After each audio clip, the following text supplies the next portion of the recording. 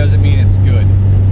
And what I meant by that was, it doesn't mean that the product works or works correctly or whatever, right? Just because something's new or has a little mileage doesn't necessarily mean that it's going to be in good shape.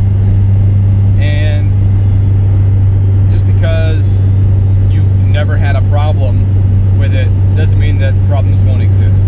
Because the fact is that problems will exist. There is no product that is without flaws.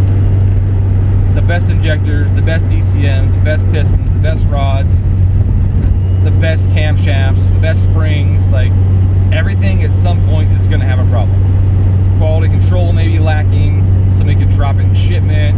It could go through, if it's a microchip, it could go through an x-ray that for some reason just happened to piss it off, technically it shouldn't. Electromagnetic, electrostatics, handling, quality control gaps. Instead of testing, every chip, they switched up to every 3 chips. Like those things exist and problems will happen. I have not yet had a problem like cooling mod, but I'm not so ignorant as to think that even something as simple as that can be without problems. Like, I have had no problems yet. I can absolutely say that. And that should be your mentality too with anything. You shouldn't just automatically assume that the other person has no fucking idea what they're doing, because you don't necessarily know who you're talking to. So in this case, the reason I'm making this video is I bought an engine management system that I happen to like a lot, the Adaptronic, and it has an onboard Lambda module that you can get. It's a little card. These systems are really cool because they're modular. You can add cards to them to get different features. You can add an additional input card or output card with a bunch of drivers on it, small and large. You can do Lambda channel. You can do 2 Lambda channels. If you got a V engine or you're just really, really picky. Twin scroll, 4-cylinder, whatever. Like, they have all these really cool things. You can just buy these cards, plug them in, and they work. Onboard Lambda is freaking amazing because the ECU doesn't have to rely on timers or, like if you use a 0 to 5 volt Lambda that's external and it's still in warm up and your timer delay is set too short, then the Lambdas, the ECU starts to listen to Lambda output 0 because it's still in warm up. Maybe it's 5 volts because it's still in warm up.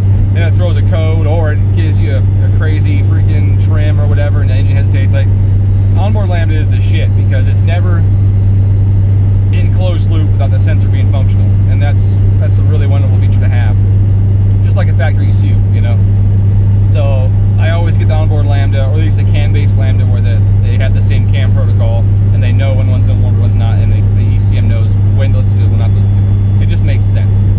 So I buy an Adaptronic from Turbo Source, and I'm in a rush because it's for a rally car, for an Evo, and I have them overnighted. And I get the ECM, everything's good to go. Supposedly, I stick it in. I find out that the pins on the end of the O2 sensor are the wrong ones for the harness that's on the ECM. It's got the standard pins for their standalone EMS. That's not the plug and play, right? So I got to source some pins. So I find some pins. Again, I'm in a time crunch. It really sucks, but I did it. I get it all wired up, fire it all up. It doesn't fucking work. Onboard Lambda doesn't work. Idle control doesn't work, and that's it. Everything else works, functions. So like, all right, well, screw up the install. I mean, that's totally possible. So I checked the wiring 5 times, like no less than 5 times. I checked continuity all the way from the sensor all the way back to the board. I'm making sure that I didn't screw anything up, because nothing pisses me off more than someone saying, hey, your shit's broken, and having it being the person's fault. So I go and I check everything. I did nothing wrong. Everything is wired correctly.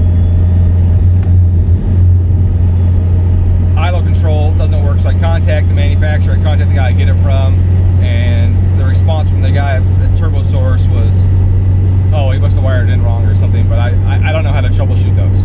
That's what I get. I don't know how to troubleshoot those. You contact Adaptronic. No help whatsoever. So I contact another guy in the US that's familiar with the product, and he's like, oh, well, you must have installed it wrong. I didn't install it wrong. I verified that multiple times. And then he's like, well, maybe you just need me to teach you how to use the product. Pay me for an hour and I'll teach you how to use the Adaptronic.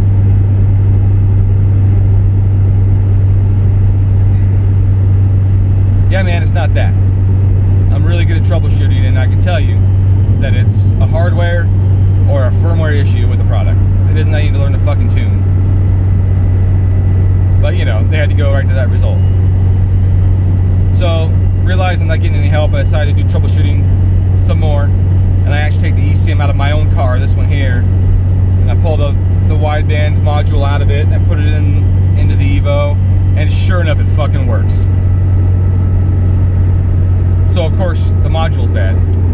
I had to do the sensor too, because the bad module burned up the sensor. So I put my module and my sensor in it, and it all fucking works. And I contact the guy, hey, turns out that was the module. And his answer was, oh wow, I've never had a problem. That's it. Like, no other words were said. Not, hey, I'm sorry. Hey, oh wow, wasn't you after all? Not even like, what are you gonna do to fix it? Maybe we should help you get a new mod. Nothing. It was just, I never had a problem. End of fucking communications. Like, are you kidding me? So I contact the guys I bought it from. I tell them what's up. Not a fucking response.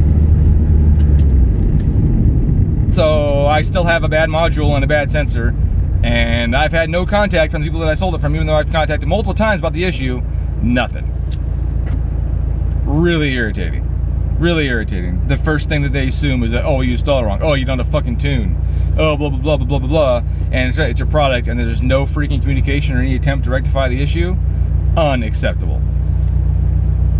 So, morals of the story. Just because it's new doesn't mean it fucking works. Just because you haven't had a problem doesn't mean you're not going to have a problem. Every product has problems.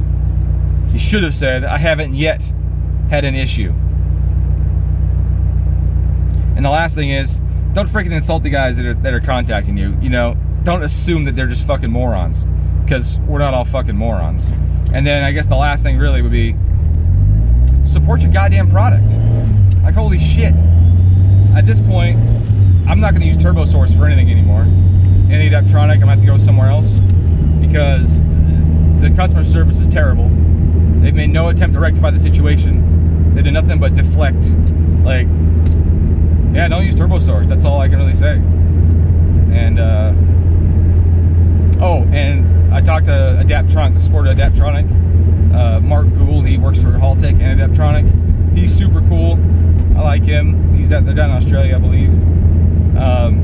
He's been extremely helpful with things, and he's actually gone above and beyond to support their products and help me out when I've had other issues with stuff, firmware updates and troubleshooting things and stuff like that. And he's been great. So I still like Adaptronic, and I still like the crew that they have. I just don't like the ones that they have utilized in the US, because they're just so quick to assume that their customers are morons, and that's just not cool. So anyways, thanks for watching. Don't use TurboSource. Have a good one.